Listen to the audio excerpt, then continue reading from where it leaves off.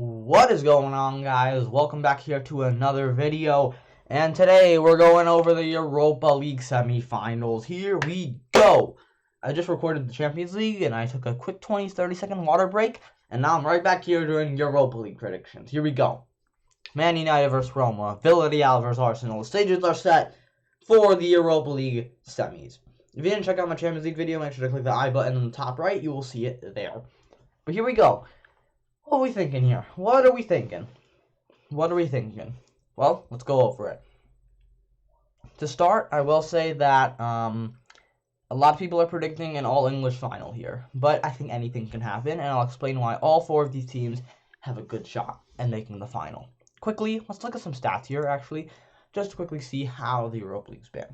Looking at stats here, we don't really see any of the players from the teams in the semifinals actually in these stats, except for Villarreal for Roma. But a lot of these players actually eliminated, as Arsenal really have inconsistent goal scorers, and the same for Villarreal, and United was obviously in the Champions League for the group stage. And you just see a few other stats here. Okay, let's get into it. Let's start with Villarreal versus Arsenal. We'll finish with the United Roma. I'm a United fan, so we'll do it that way.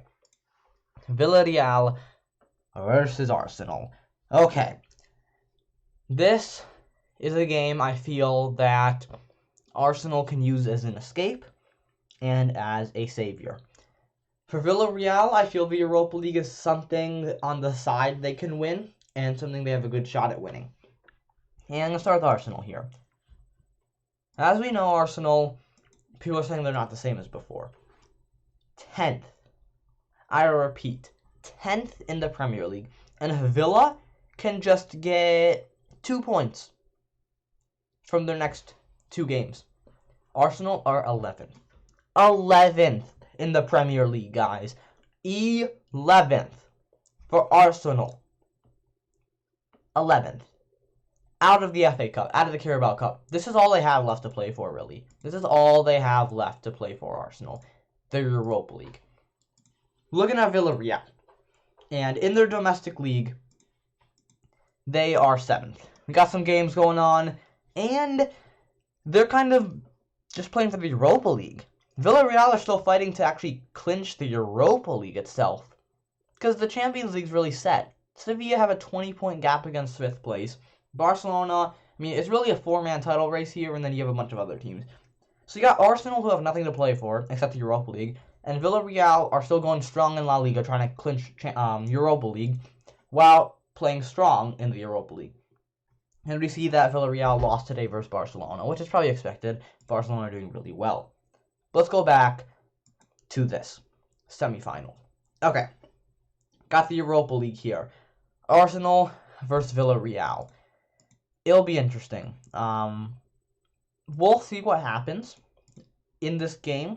I think it can go both ways, but I think we see an Arsenal team that is very hungry.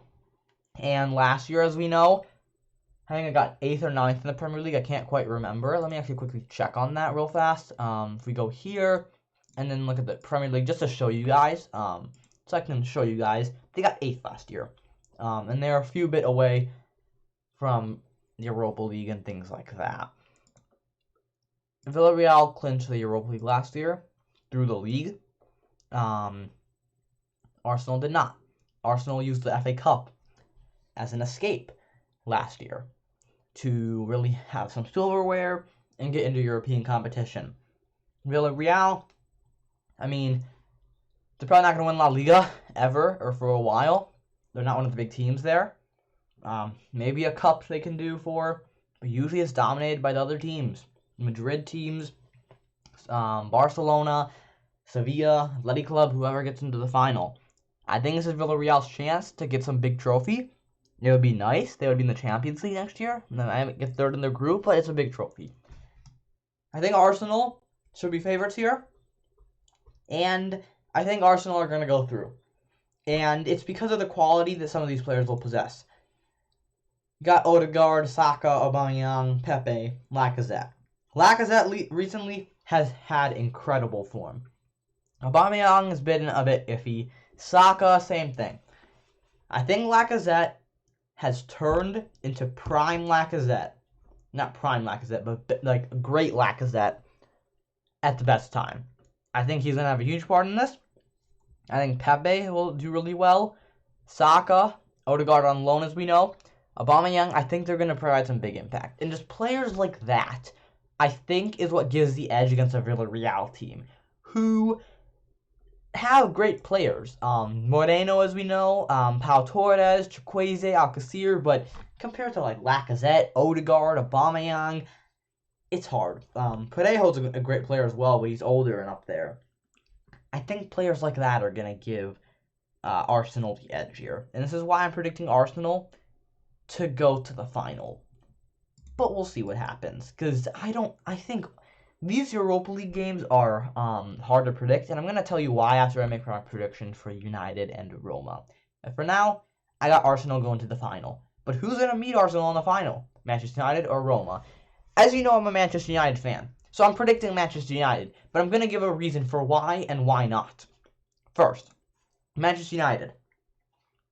They are like a team that hasn't lost a game in a while. If you watch my Champions League video, I was showing you like a lot of the Champions League teams left. They don't really lose too much. They just draw a lot. Same thing with United. Before the draw today against Leeds, they were on a 5-match unbeaten run before Leicester.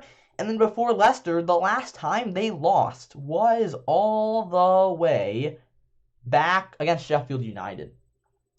Their only losses, guys, in 2021 was against Man City, who's a great team, Leicester City, who's also a great team, and Sheffield United. Yes, Sheffield United. Okay? They don't really lose much, but it's a semi-final. And if we know about Manchester United, last year they lost in the Europa League semi-final to Sevilla. They lost in the Carabao Cup semi-final to Man City this year and last year. They lost in the FA Cup semi-final last year to, I think, Arsenal was it? I can't even remember, actually. I think it was Arsenal. I don't even know. This year they lost in the quarterfinal. Premier League, see, this is the thing. How much should Manchester United focus on the Premier League right now? Obviously, they're still focusing on it because they played their strongest team, arguably, today against Leeds. And they got Liverpool between this.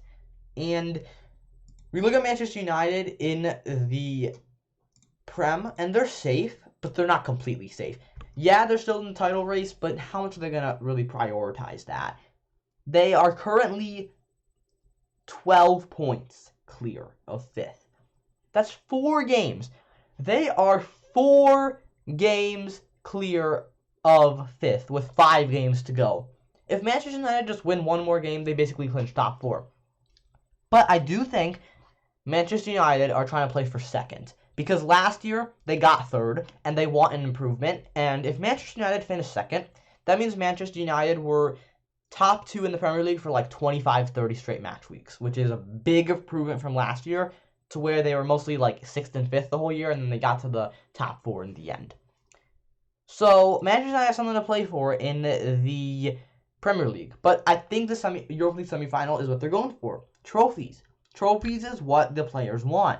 And Bruno Fernandes spoke out. Many of the players spoke out. The trophies is what Manchester United want. And this is their only chance of getting a trophy this season. Yes, they could win in the Champions League, but I think even if Manchester United win the rest of their games in the Premier League, I don't think City are going to drop enough points. So that's why I think this is such an important tie for Manchester United. And that's why I think they're going to go through. Because you've got quality players. You got Fernandes, Pogba, Rashford, Greenwood, Cavani. You got the experience. And then you got the great youngsters. You know, you got Donny Van de Beek. Or that's not really a youngster. We got Shoatiri, Diallo, James. Greenwood's a youngster. You got a lot of other players. Van de Beek, Henderson. You got a lot of quality in this team.